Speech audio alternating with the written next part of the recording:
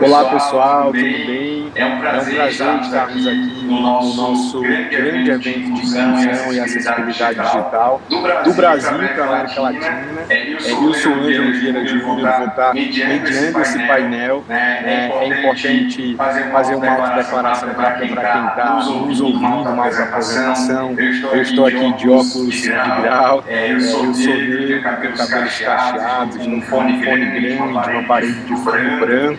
Estou de camisa branca também, e estou aqui com convidados para lá de especiais nesse bate-papo para a gente falar sobre o S do ISD, né, sobre como é que o social ele impacta a vida das pessoas, como é que ele impacta no digital, como é que ele impacta nos negócios. E eu vou chamar aqui para esse nosso papo essas pessoas para lá de especiais para vocês. Vou começar aqui chamando para esse bate-papo a Babi, a Bárbara Vilar, né, Head de UX, Service Design também de inovação, tem uma experiência muito bacana em vários segmentos, né, Babi, indústria, na indústria financeira, é também professora aí de pós-graduação da FIAP em UX Design and Strategy, está também como conselheira consultiva do Design for Everyday Words, né? Quiser inclusive falar o que é isso, viu, Babi? Esse conselho aí pra galera curiosa de design. Um prazer estar com a gente. Dá um oi pra gente aí, Babi. Oi para todos, é um prazer estar aqui. Também vou me autodescrever. Sou uma mulher branca, cabelos castanhos, também uso óculos, são óculos de cor caramelo, estou com uma camisa azul. Estou bem animada de estar aqui. O tema dessa premiação, onde eu sou conselheira, que é Design for a Better World, justamente aborda o impacto positivo no design. Então, é um prêmio específico e que olha exatamente as práticas de impacto positivo e agenda ESG no design. Então, tem bastante correlação com o tema aqui. Então, inclusive está com inscrições abertas, são os últimos momentos aí, quem tiver cases interessantes nesse aspecto, eu super recomendo a inscrição. Muito bom. Olha aí, quem já tiver design já vai aproveitar para fazer as inscrições aí. E eu vou chamar depois da Babi para vir para cá participar com a gente, mais uma convidada muito querida aqui para conversar nesse papo, a Mila Albuquerque. A Mila, que atualmente trabalha com impacto social, com governança, com ESG na segunda maior rede de varejo, né, do Brasil, varejo farmacêutico, farmácias Pagamentos e Extrafarma. A Mila que estuda, especialista pós-graduada em ESG, em governança corporativa de sustentabilidade empresarial, está liderando aí essa agenda 2025-2030 no tema de pessoas e negócios dentro do varejo. Mila, dá um oi para a gente, seja muito bem-vinda nesse nosso bate-papo. Oi, pessoal, tudo bem? É um prazer estar aqui. Também vou fazer minha autodescrição. Sou Mila, mulher branca. Tenho cabelos castanhos ondulados, que são soltos. Utilizo óculos de grau, eles são redondos, da cor dourada. E estou vestindo uma camisa de botão com gola aparecendo aqui no vídeo, da cor branca, e o meu fundo de tela ele está fora de foco, mas é um prazer aqui fazer presente nesse momento com vocês, nessa troca de ideias, de conhecimentos. Muito bacana. Obrigada. Imagina, Mila, a gente que agradece. É muito bom contar com você aqui. Vocês já perceberam que a Mila também tem um sotaque cearense assim como eu, então não precisa dizer que é cearense também, né? Então, prazer ter você aqui conosco. Para fechar esse painel, eu queria chamar mais uma super pessoa aqui para estar conosco nesse bate-papo, o Fabiano Pelim, que atualmente está sócio superintendente de negócios do Itaú, mais de 20 anos aí de experiência como executivo, batalhando na vida das organizações, dentro do B2C, do B2B, dos negócios, né, Pelim? Além de executivo, também como mentor, como advisor de carreira, de negócios, e que tem um pilar importante dessa gestão de carreira sustentável, de impactar a liderança através da educação, do conhecimento, que não é só o resultado. Então, Pelim, vem para cá com a gente, é muito bom ter você conosco. Dá um oi para a galera. Pessoal, tudo bem? Foi um prazer aqui poder dividir essa tela, as ideias, os debates aqui com todos e todas. Fazer minha autodescrição também. Eu sou um homem pardo, de cabelos pretos, estou usando uma camisa preta e de olhos pretos. E vai ser um prazer aqui debater da visão e do aspecto da liderança, líder que faz gestão de muitas e muitas pessoas e tem um potencial aqui de influência bem importante aqui nessa agenda de ESG, influenciando, ensinando, mostrando um pouco para a gente poder ganhar mais capitalidade desse tema que é importante para a sociedade. Muito bom. Então, a gente tem aqui uma junção, né, de design, de pessoas, de negócios, essa trilha de pra gente olhar um pouco ESG a partir dessa perspectiva. E eu fico muito feliz e mais feliz ainda porque tem 3 pessoas de 3 ex-casos dessa vida corporativa no país só, então fico muito feliz, me sinto em casa. E eu quero começar trazendo a Mila para esse debate, para a gente começar com essa primeira pergunta, Mila. Esse E do ESG, a gente já sabe que faz a diferença, né? Que social já faz a diferença, a gente sabe do impacto que é real, né? Não resta dúvida em relação a isso. E Mila, eu queria trazer um pouco dessa reflexão. Como é que o ESG ele começa a mudar esse funcionamento, esse planejamento, os olhares da organização, quando as organizações começam a olhar para isso de uma forma verdadeira e começam a adotar isso na estratégia. De dentro para fora, de fora para dentro, como é que o mercado enxerga. O que começa a se modificar quando o ESG começa a entrar nessa estratégia? Perfeito. Essa sua pergunta, ela pede muita coisa, na verdade. O S do ESG, né, você trouxe, que se refere ao aspecto social, ele é fundamental para transformar essa maneira como as organizações operam, né, como elas são percebidas tanto internamente quanto externamente. Então, assim, dentro dessas dimensões existem muitos temas que podem ser trabalhados. Mas eu acredito que o ponto-chave de toda essa esfera, ela está na clareza que as organizações têm em relação à prioridade das temáticas, de acordo com a sua realidade, né? Para que isso possa estar refletido e possa estar integrado também no planejamento estratégico da companhia. Então, de nada adianta querer trabalhar todas as temáticas que estão ali diante da dimensão social, porque são muitas, mas precisam existir prioridades. Então, eu diria que, antes de qualquer coisa, o S do ESG, ele carrega duas premissas, né?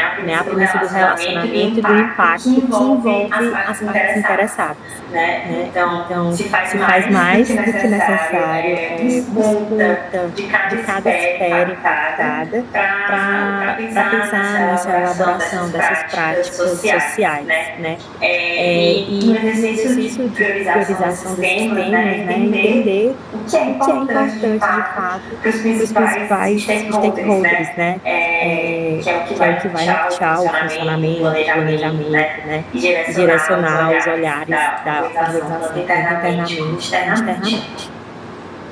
Muito bom, Mila. Então, a gente já sabe que quando isso cascateia, como você está falando, começam a mudar os olhares da organização, através das priorizações, desses projetos, dos impactos que começam a ser listados, que faz mais sentido a partir desse olhar corporativo, dessa perspectiva, e o impacto é real. Né? E aí, acho que pegando um pouco dessa reflexão, trazendo a Babi já para esse papo com a gente, Babi, a gente já sabe que trazendo essas priorizações, esses olhares de impacto, como a Mila trouxe, eu queria aproveitar essa fala para perguntar o seguinte: como é que essas práticas de ESG elas influenciam no design, na experiência do usuário, do cliente, nos produtos digitais?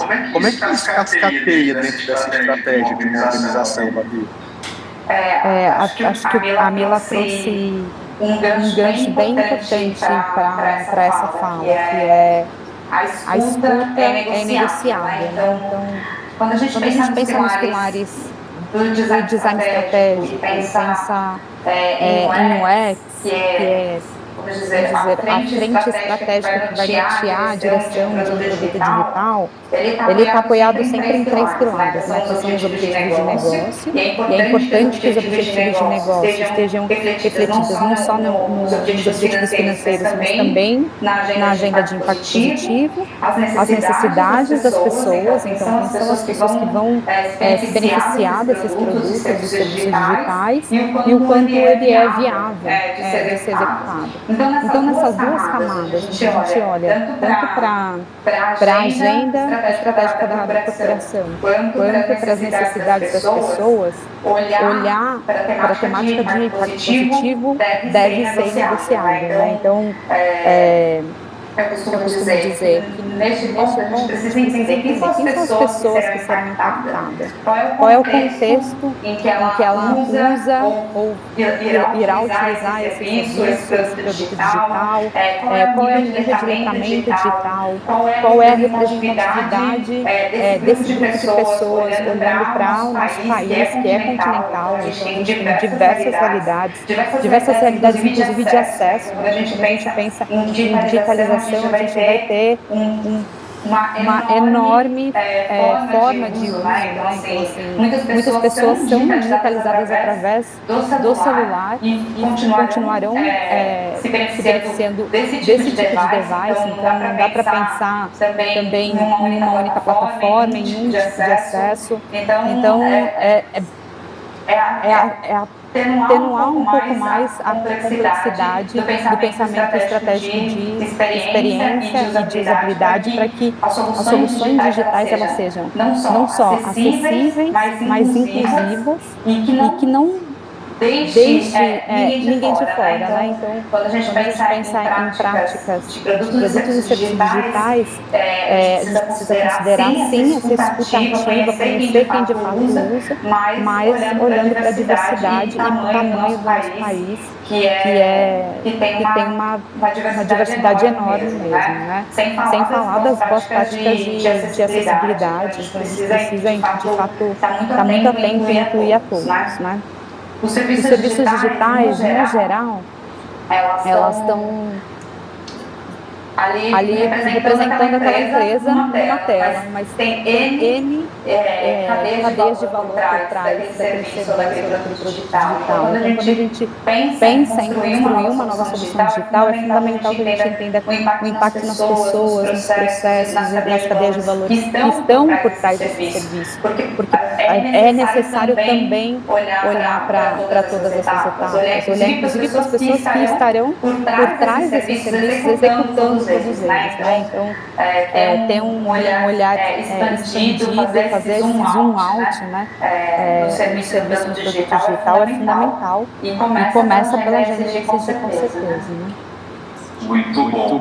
Eu acho que a primeira fala da Mila trazendo esse olhar estratégico de priorização que é necessário. E aí depois vem a Babi trazendo para a gente sobre esse papel da democratização, né, principalmente das estratégias, que não bastam existir, elas precisam ter esse propósito muito claro, né, Babi, de democratizar, de promover a inclusão, porque o digital ele é inclusivo, ele não é exclusivo. Boa parte das pessoas acabam comentando, trazendo isso no dia a dia. E aí, para isso funcionar, a gente está falando de gente, né? Assim, massa, temos isso. Imagina a quantidade de lideranças que estão aqui nos ouvindo. E aí eu quero trazer o Peninho para essa fala para compartilhar com a gente o seguinte, qual é o papel da liderança, por exemplo, para que essa agenda aconteça na prática. E principalmente quando se é líder de líder, né, que se torna um debate desafiador para isso acontecer. Como é que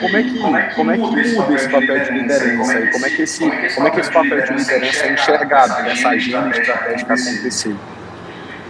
Mas eu percebo que é o ator assim, principal de uma organização,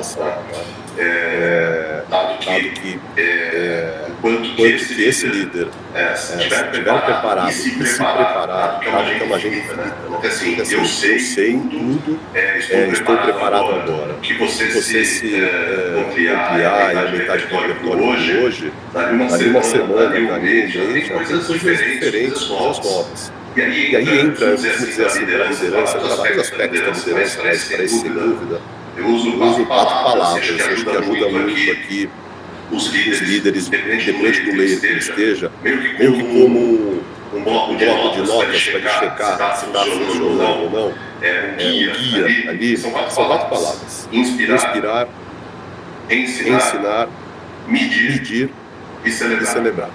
O que eu quero dizer com isso? Trazendo aqui para a nossa agenda, é assim, o quanto que eu, enquanto líder, inspiro aqui os meus liderados, todo o ecossistema, dado que eu sou uma visão sistêmica, sendo líder, para engajar aqui as pessoas a participarem, a ter um education também, porque o nivelamento da informação sobre essa agenda específica, ele não é linear, então tudo bem, o nosso papel de liderança é ampliar repertório, como eu disse no início, e devolver esse repertório ali mais alinhado com o plano. Então, se de repente algo não está acontecendo na sua instituição, pega essa primeira palavra, quanto que eu estou inspirando aqui realmente os meus liderados para essa agenda? Quanto que eu estou fazendo o meu papel? Eu digo que se esse primeiro não tiver, os outros 3 não vão funcionar. E aí tem que ter uma autocrítica aqui muito boa. Cara, estou conseguindo inspirar? Muito bem. O próximo passo é ensinar.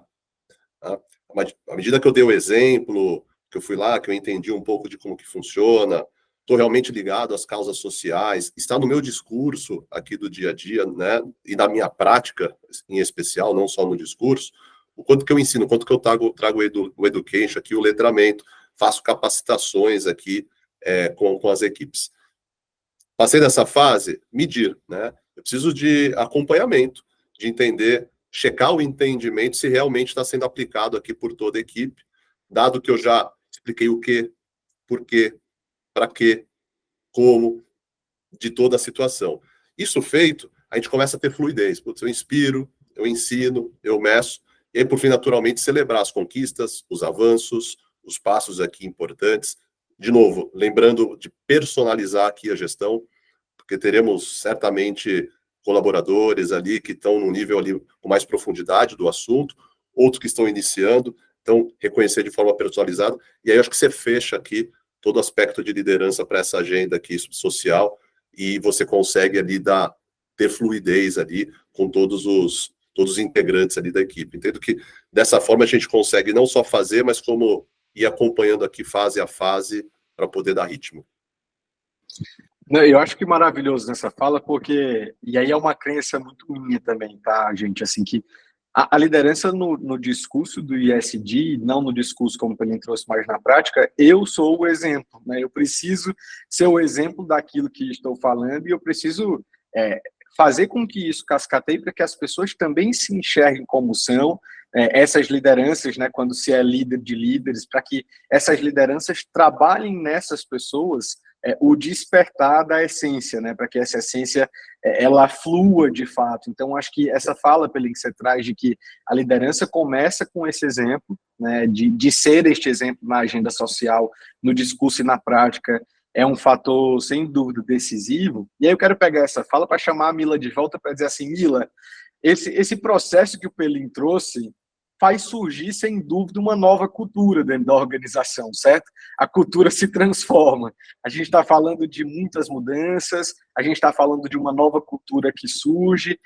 E aí, como é que esse ESG, esse S tão forte do social, ele faz modificar e se modifica essa cultura dentro da organização? Qual que é o impacto disso, Mila? Perfeito.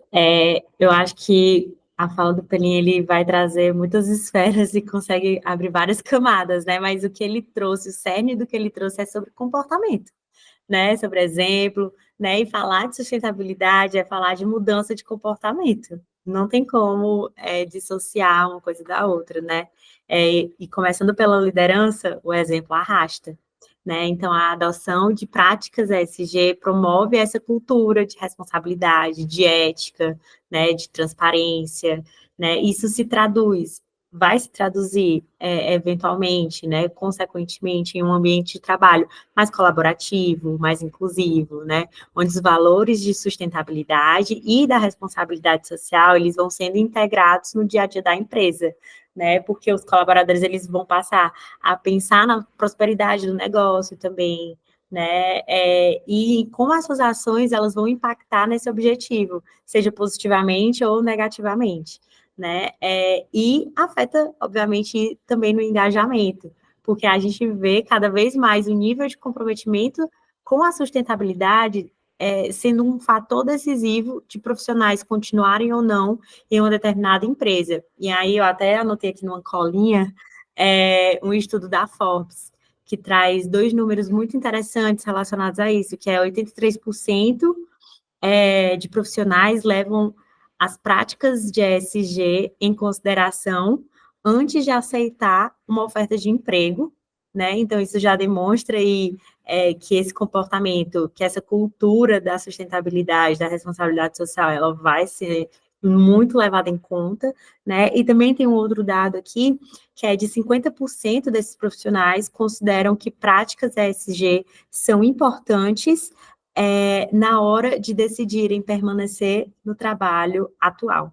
Então, olha só, né, como isso impacta com a sua empresa ter essas práticas e não só ter, né, não é só dizer que tem, mas realmente mostrar ali os resultados, né, mostrar o comprometimento, de fato, na realidade, como isso vai também impactar ali na retenção, nem retenção, né, mas na satisfação ali dos colaboradores, né, também com o seu emprego atual. Boa. Mila, eu acho que, assim, sua fala tiveram tantos pontos interessantes se conectando com a do Pelink. Para mim, tá assim, é, a cultura ela é desconstruída e reconstruída, né? A gente já sabe disso, mas com os fatores ESG numa velocidade maior e num nível de detalhamento e de preocupação muito maior, porque essa visão do todo, né, sistêmica e estratégica, ela é muito importante para o fazer surgir dessa cultura diária transformadora que você trouxe, que eu acho que cascateia em todos os núcleos estratégicos desse negócio. E aí eu vou trazendo, Babi, você de volta para esse papo, para a gente pegar esse pensamento para dizer assim, quando a gente olha para essas preocupações sociais, para essa nova cultura que surge, isso influencia nesse momento de criação, de novas jornadas, de novos produtos, de novos serviços? Tem algum impacto? Essas preocupações, elas impactam nesse momento, Babi, também? Impactam muito. E eu diria que é neste lugar que a gente vai buscar a diferenciação. Porque assim como os colaboradores se comprometem muito mais com empresas que estão orientados a uma agenda SG, que tem práticas que são mensuráveis, né? A Mila falou, não é só dizer que tem, é ter iniciativas e práticas com compromisso, com meta, né? Com isso sendo um compromisso público, efetivamente, e os consumidores e clientes também estão muito ligados nisso. Então, tem estudos que mostram que, principalmente no Brasil, os consumidores acreditam muito mais que o tema de sustentabilidade e as práticas sustentáveis são mais eficientes dentro de organizações privadas do que dos governos. Então, as pessoas esperam isso das empresas, e isso vira fator decisivo na hora da compra, na hora de escolher um serviço, na hora de escolher uma marca que o cliente vá se relacionar, principalmente quando a gente olha para a geração Z, né, as gerações mais novas, tem focado muito em entender qual é a empresa que está impactando menos, ou nem que está impactando menos, porque as pessoas não esperam mais só o net zero, o carbono zero, ou o lixo zero, as pessoas querem empresas que estão olhando para uma agenda de regeneração, que estão tirando atraso e que estão deixando o meio ambiente e as sociedades melhores do que elas encontraram, né? Então, esse tema é super relevante, porque é aí, de fato, que a gente vai precisar mostrar na prática, naquela jornada, quais são essas escolhas que a empresa está fazendo e por que é importante esse processo de escolha. Então, quando a gente pensa nas novas jornadas, a gente precisa contar muito bem essa história e de forma palatável, acessível, desde a etapa de awareness até o pós-compra. Então, a gente precisa mapear dentro da jornada quais são esses momentos da verdade, vamos dizer assim, que são fundamentais para que o cliente entenda e perceba aquele compromisso, né? Veja, de fato, a realidade ali comprometida para que ele faça a decisão e escolha por aquela marca, escolha por aquele produto, né? Então, com certeza, é fundamental.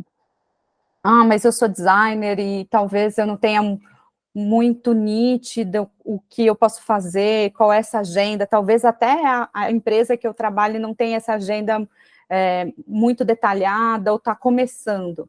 Então, ótimo, falei na minha primeira fala, né, o design tem um papel super estratégico, e é o designer que vai estar ali facilitando um processo colaborativo de muitas mãos para criar essas novas jornadas ou até para revisar as jornadas. Então, fazer também desse espaço um espaço de discussão e debate para as práticas de ESG estarem ali naquela conversa, estarem ali naquele processo co-criativo, né? Então, é fundamental que as reflexões não sejam só de como a gente vai aumentar a conversão, como a gente vai melhorar esse funil, ou como a gente vai vender mais, como é que a gente vai demonstrar que nós estamos verdadeiramente comprometidos com uma sociedade mais justa, mais igual, mais inclusiva, mais próspera para todos. Então, essas discussões são fundamentais já em etapa de criação, né, ou seja, de discussão, e acho que o designer tem um papel fundamental de olhar para isso, de estar conectado com as ODS, enfim, e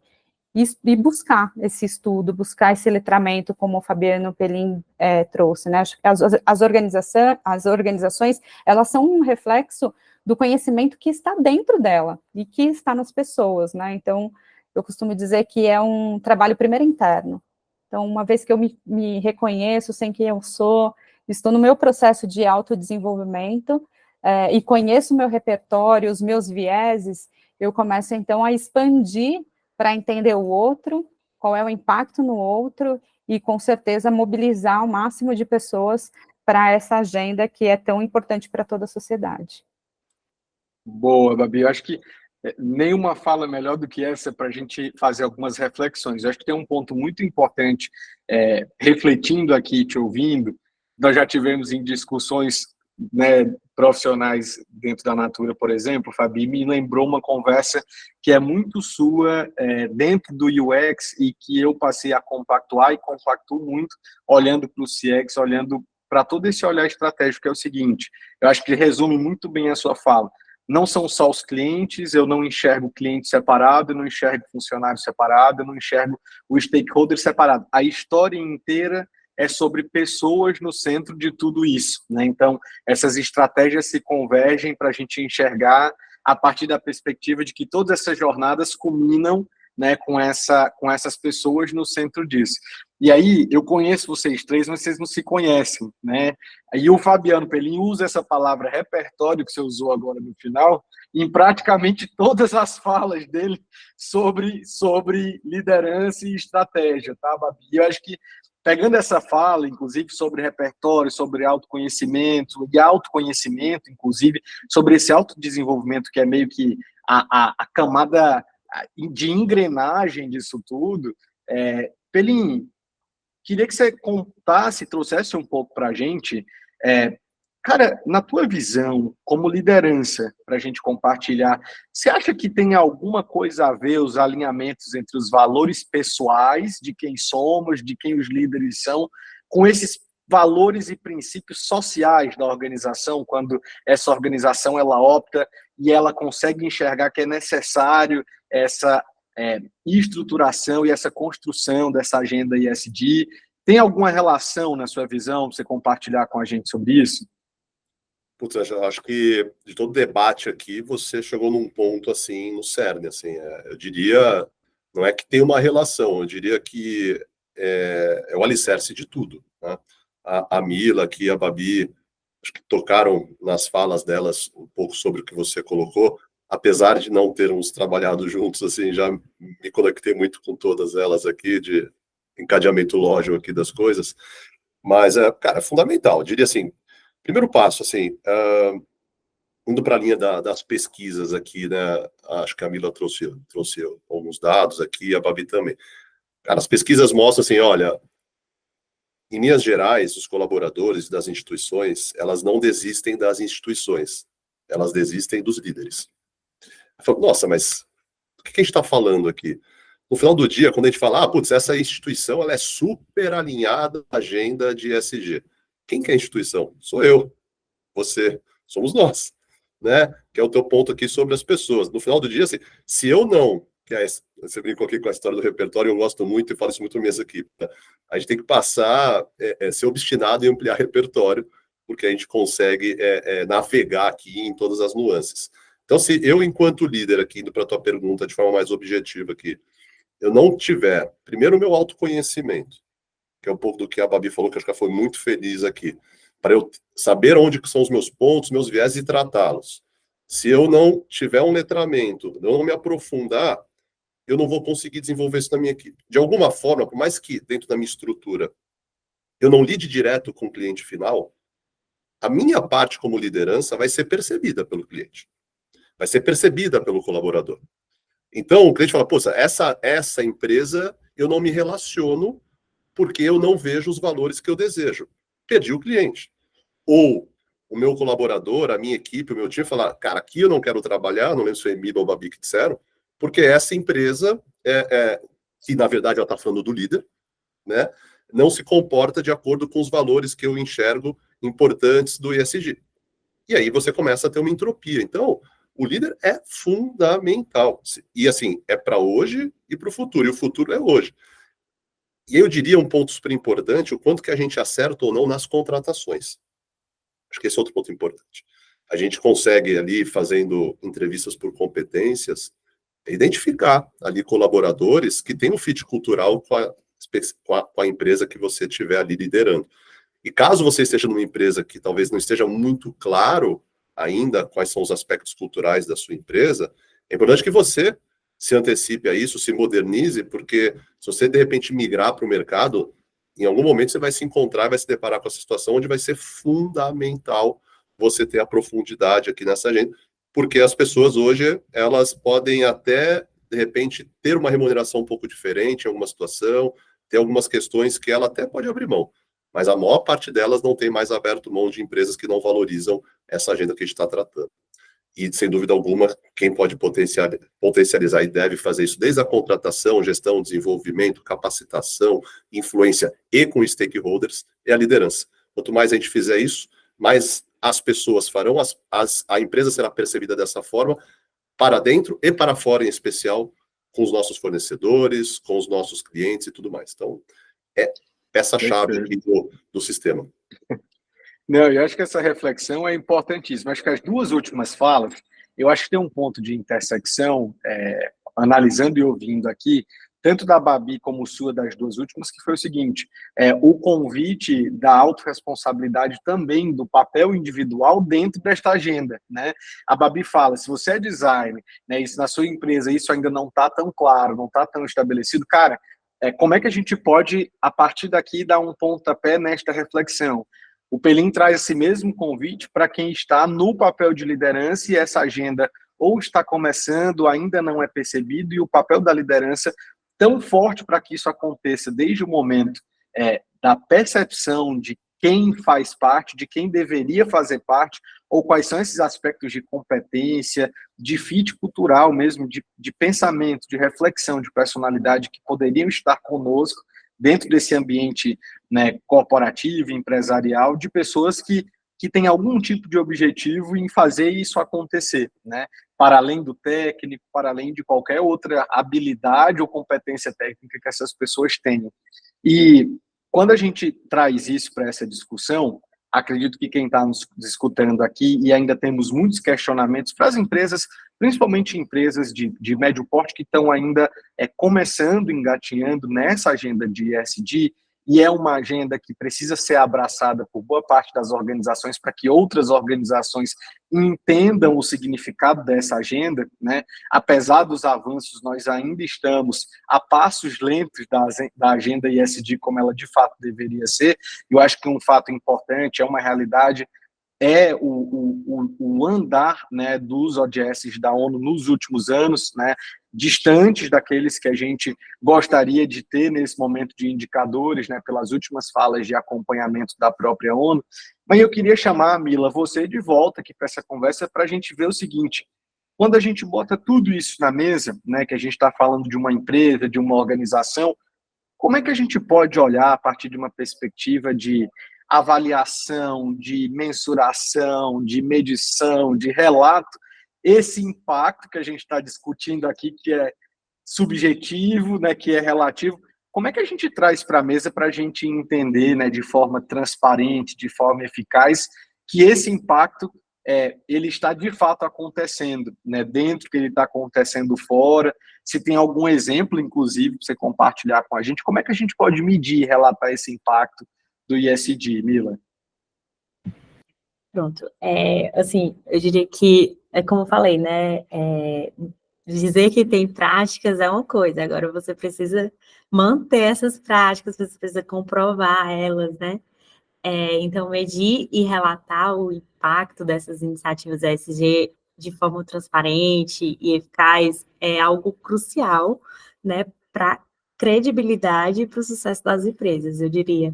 Né? As empresas, elas podem utilizar indicadores chaves, né, de desempenhos, KPIs específicos, para cada aspecto do ESG. Mas no caso do S, né, no aspecto social, isso pode incluir métricas como diversidade de gênero e etnia, a taxa de satisfação dos colaboradores, né, saúde, qualidade de vida, o número de horas de treinamento oferecidas, o impacto das iniciativas comunitárias, né, entre outros indicadores que podem servir aí para você começar a pensar dentro da sua empresa, seja qual tamanho ela for, certo? E sim depende de tamanho de empresa. Porque são indicadores gerais, né? E a transparência é fundamental nessa jornada, né? Existem frameworks, existem normas que norteiam quanto às principais boas práticas de governança e transparência, né? Vou citar aqui algumas, né? São documentos extensos, mas eu acho que vale a pena, né, a informação. A gente tem a ABNT 2030, a GRI, SASB, que destacam indicadores que podem ser reportados, que podem ser acompanhados, né, dentro de padrões necessários. Né? E, para além disso, eu acho que o mais importante é o compromisso e a meta estabelecida, ela ser algo execuível e mensurável, né? Para que, ano após ano, os mesmos indicadores eles sejam aptos à comparabilidade. Né? Dessa forma, vai ser possível o público interno e externo, né, ter visibilidade do progresso dessas práticas ESG, né, principalmente dentro da dimensão social. Eu acho que isso é o principal, né? Você determinar aquilo que seja possível de você, ano após ano, avaliar o seu avanço ou não, né? E poder fazer isso de uma forma formal, né, através de um reporte, né, não necessariamente, não sei qual vai ser o nível de maturidade ESG da corporação, mas existem empresas que fazem relatos ESG voltados ali para conexão com os ODS, por exemplo, né, talvez ali seja uma empresa que não é aberta, tem um capital aberto, outras que têm capital aberto já seguem aí padrões e normas, né, conhecidas pelo mercado. Enfim, tem aí também a regulamentação aí da CVM, que vem com obrigatoriedade para empresas de capital aberto, trazendo uma novidade do relato integrado e afins. Então, assim, a gente tem grandes corporações sendo pioneiras no cenário ESG, dos mais diversos segmentos, né? Então, assim, poder ter como base essas empresas, eu acho que é importante também, ver o que está dando certo, acho que não é nada de errado de olhar o que está dando certo no mercado, entender se faz sentido para a sua realidade, fazer uma adaptação e tentar aplicar também na sua realidade, né? Eu acho que o importante é começar. Boa, Mila. E você me falando isso, eu fico pensando você, né, junto com todo o time da PagMenos nessa agenda de 2030, com um time de mais de 1.700 lojas tendo que acompanhar esses indicadores, porque eles precisam ser acompanhados e para a gente poder medir de fato esse impacto quantitativo e qualitativo. Mas acho que você trouxe uma fala assim importante, que é vamos pensar e vamos projetar e planejar isso, mas que seja de fato execuíveis, né? Para que a gente tenha essa visão muito clara. E tem um ponto talvez muito importante, né, Mila? Eu gosto muito de pegar aqui, olhando para essa sua fala. Da mesma forma como a gente falou aqui agora há pouco nas falas de Babi e Pelim, de que as pessoas precisam se conhecer muito e se autoconhecerem muito para que elas possam dar os próximos passos, seja na carreira, seja na liderança, dentro dessa transformação, as empresas também precisam se conhecer muito bem e quais são os impactos reais que elas querem trazer e que elas querem, né, causar nessa sociedade, nesse universo onde elas estão inseridas. E são muitas as ferramentas e formas de fazermos esses reportes, esses acompanhamentos, como você trouxe, que ficam aqui, né, como reflexões, principalmente para quem está nos escutando, né? Talvez com nomenclaturas novas, e a ideia é a gente deixar aqui, acho que tem alguns gatilhos importantes para quem está nos escutando para pesquisarem, se aprofundarem depois. E aqui com essa visão estratégica, né, trazida agora pela Mila, de como é que a gente pode olhar isso, como é que a gente pode reprojetar isso aqui dentro da organização e acompanhar isso, eu queria descer, Babi, descer para a gente pegar uma fala o seguinte: olhamos para esse estratégico e tem uma outra camada estratégica, esse outro pilar estratégico andando lado a lado, né, que é um dilema na nossa sociedade, olhando para o S do social, é muito latente quando a gente enxerga esses dois mundos de convivência entre o digital e o físico simultaneamente, a privacidade desses dados, a proteção desses dados. A Mila trouxe um monte de exemplos desses reportes, dessas ferramentas, e nas estratégias também dessa construção de produtos, de serviços, que também é um dilema, essa proteção de dados, dessa privacidade dos usuários. Esses aspectos, né, importantes do S, do social, eles devem ser incorporados dentro dessa estratégia quando a gente for projetar novos produtos, novos serviços. Babi, qual é a sua percepção sobre isso? Acho que sem dúvida, na minha percepção sem dúvida, porque essa agenda ESG, ela também vai pedir para que a empresa estrategicamente faça uma reflexão ética de como ela quer atuar. Então, assim, precisamos cuidar da proteção e privacidade dos dados, é lei, tá, é fato, é lei, precisamos garantir que o usuário, né, que a pessoa tenha acesso a gestão do que ela quer ou não disponibilizar para aquela empresa, mas a forma como é feita isso, né, a execução, ela precisa estar sendo também orientada por iniciativas ou por até diretrizes éticas, e essas diretrizes, elas vão ser discutidas nessa camada estratégica dessa agenda ESG, não tem como desvincular um tema do outro, né? E quando a gente fala da Lei de Proteção de Dados, a gente tem que pensar que ela começa nesse âmbito legal, mas a partir dessa camada ética de tomada de decisão da empresa, ela precisa ser cuidada desde o início. Então, o momento em que eu peço autorização para conhecer melhor essa pessoa que está na minha rede de relações, seja meu cliente, seja um possível cliente, ainda no aspecto de prospect, de consumidor, né, daquele mercado especificamente, não importa o nível de relação, importa a forma como eu vou tratar isso, dar essa gestão para que ele faça, né, essa pessoa que usa o meu serviço digital possa fazer essa gestão do que ele quer ou não receber, e que a gente conte de forma muito transparente o que será feito com aqueles dados que ele vai me ceder, né? Então, que ele possa fazer as ações que ele quiser naquele momento de edição, né, alterar essas autorizações, que ele saiba para que eu estou usando aquela informação. Vai ter cliente que vai dizer, não, eu prefiro que você pense por mim, eu prefiro que você me faça recomendações, eu sou um early adopter, né, eu sou aquele que adota novidades, quero receber promoções, quero ser o primeiro a saber, quero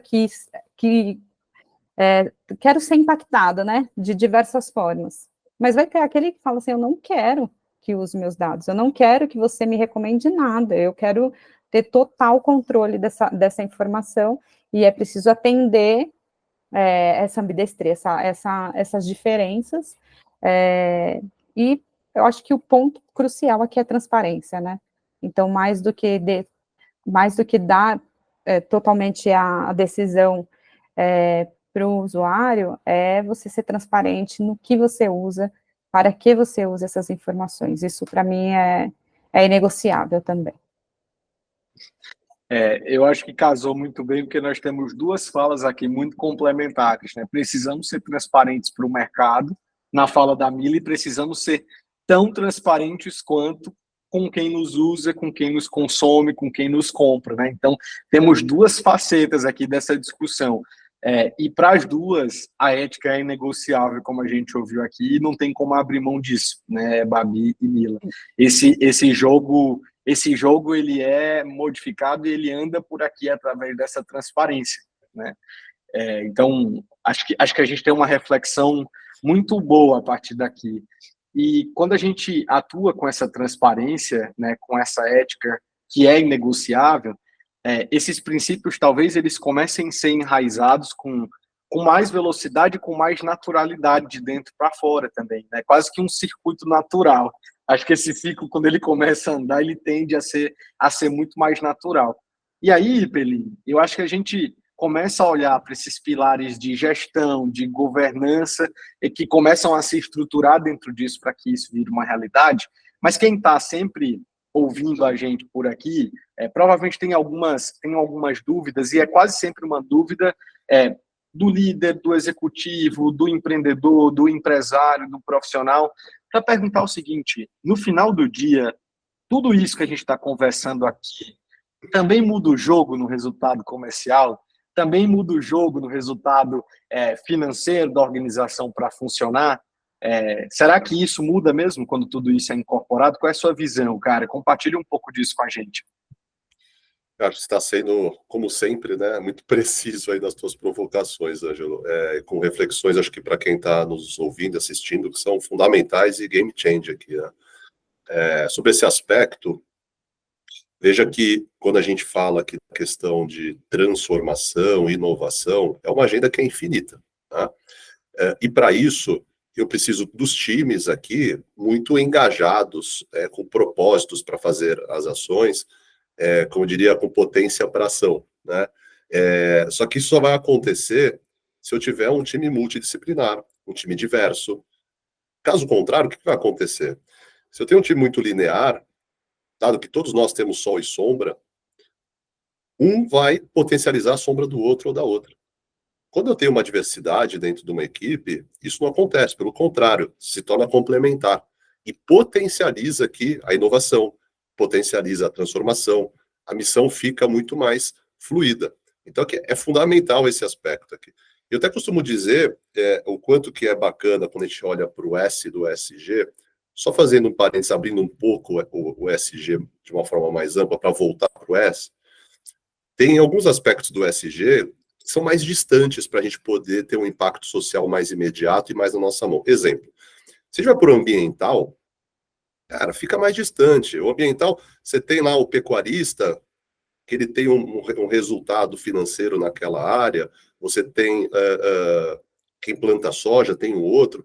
No final do dia, o que vale é a floresta em pé. Mas como é que eu monetizo essa floresta em pé? Só com volta de carbono, talvez eu não consiga.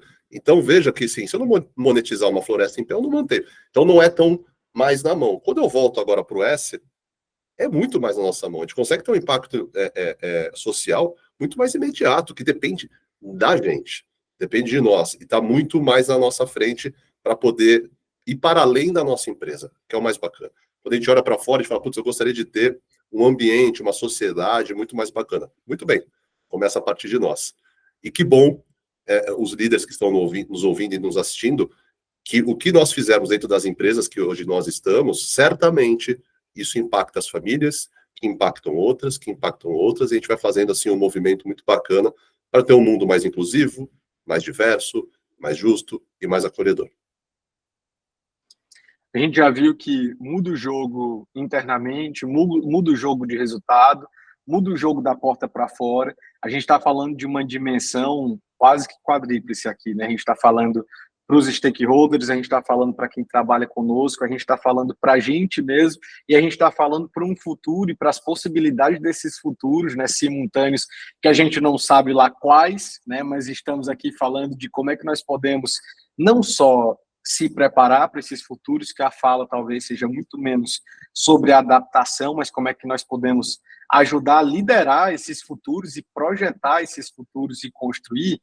E aí, nesse papo tão interessante com todo mundo, se a gente tivesse pessoalmente, com certeza, a gente iria passar um pouco mais. Mas como eu estou cronometrando aqui no digital, nós já passamos muitos minutos, eu queria mais uma vez agradecê-los, mas antes de encerrar, eu queria convidar cada um de vocês para a gente fazer uma reflexão pessoal aqui para quem está nos escutando, como executivo, como líder, como empresário, como empreendedor, e está pensando nessa transformação do seu negócio, da sua carreira, olhando para esse impacto, olhando para o impacto no digital, olhando para o impacto no negócio, olhando para o impacto nas pessoas.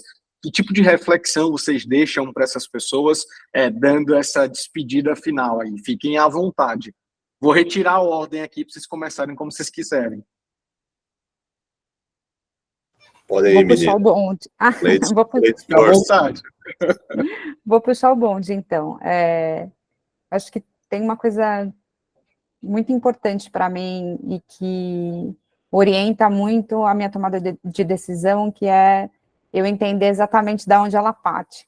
Então, um processo de autoconhecimento, de conhecer quem eu sou, qual é o repertório que eu carrego e qual é quais são os gaps que precisam de letramento para me colocar no lugar de outra pessoa, é fundamental. A gente só vai conseguir construir futuros melhores se a gente conseguir sonhar por futuros melhores, e esse futuro precisa ser mais inclusivo, precisa ser inclusivo e precisa tirar qualquer barreira e desigualdade social. Então, eu acho que isso só acontece a partir do momento onde eu consigo enxergar o outro dentro das suas múltiplas formas, seus diferentes repertórios, saber que a gente tem, inclusive, uma dívida muito importante de mais de 400 anos num Brasil que tem mais da sua metade da população negra, e que a gente tem um débito enorme aqui com o tema de racismo, do nosso histórico de escravidão. Então, a partir deste lugar, de uma liderança branca, conhecendo todos os meus privilégios, quero sonhar com um futuro que é mais igual para todos. Muito bom, Babi, muito bom. Que mensagem bonita. E aí, Pelim, Mila?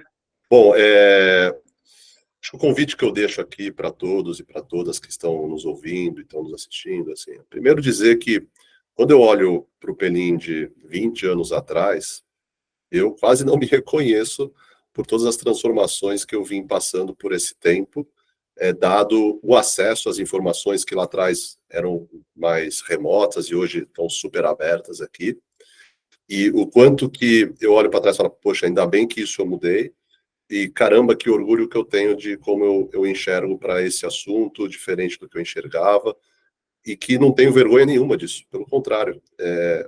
Acho que esse é o sapato da humildade, acho que todos nós temos que calçar, entender que ninguém sabe de tudo, acho que a gente está num aprendizado contínuo. Eu costumo dizer que a humildade constrange, né?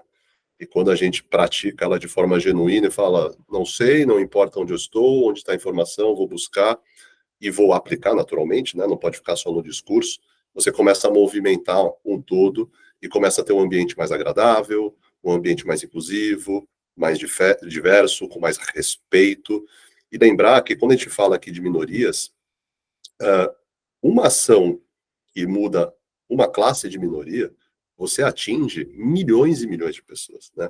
Então, assim, a gente não está falando de algo específico a uma pessoa, a gente está falando de minorias enormes aqui, que com intensidade, educação, conhecimento, provocação, influência, a gente vai construindo ali aspectos melhores. Exemplo, eu tenho uma filha que completa agora quase 7 anos, e quando eu olho, por exemplo, falando para o aspecto aqui das mulheres, quando eu olho o mundo que existia lá atrás para as mulheres viverem, e olho hoje, falo, caramba, que legal, eu até brinco assim com os colegas, falo, olha, obrigado e parabéns por que você está fazendo. A minha filha, quando tiver numa idade adulta, vai viver num mundo muito melhor, graças a todas as mulheres que têm feito aqui e aberto caminhos para... Então, e eu podia falar de vários exemplos, foi o que me veio à cabeça agora de coração mesmo, que filhos a gente tem um aspecto diferente. Então, esse convite que eu faço para a gente construir juntos aqui uma sociedade melhor, mais justa, e estejam sempre abertos ao contraditório. Eu às vezes paro para ver um filme que eu não gosto, ler um livro que não tem talvez muito a ver comigo, para eu entender por que ele ou ela pensa daquele jeito, e está tudo bem pensar diferente, não preciso concordar, mas está aberto ao contraditório. Isso nos engrandece, isso nos deixa mais prontos aqui para o futuro. Boa. Mila, por favor, para você encerrar esse nosso momento aqui com chave de ouro. Fiquei com o maior desafio, né? Mas eu acho que eu queria contribuir aqui fazendo um convite para que a gente possa começar. Eu acho que essa conversa que a gente teve aqui pode ter sido um pontapé para muitas pessoas que estão escutando, que estão assistindo, né? E eu acho que é sobre isso. Às vezes a gente se pega muito nessa área abstrata da vida, dos negócios, mas a gente precisa partir para a ação. E às vezes a gente precisa partir para a ação sem saber muito bem ali onde está pisando, mas eu queria unificar esse meu convite de vamos começar, né, por algum canto ao longo da jornada, vamos buscar ter clareza dos nossos objetivos também, né, para que a gente possa alcançar o que está sendo desejado, né, para que a gente não fique ali perdido no meio do caminho, mas eu acho que é isso, é importante começar de algum lugar, e é importante também ter uma clareza de onde se quer chegar, né? São dois pontos que eu acho que tanto numa jornada pessoal, profissional, mas também corporativa, né? Esses dois pontos, eles nos ajudam a trilhar um caminho ali de muito sucesso, com certeza. Muito bom. Eu quero agradecer mais uma vez com essas reflexões muito boas aqui para a gente fechar esse papo.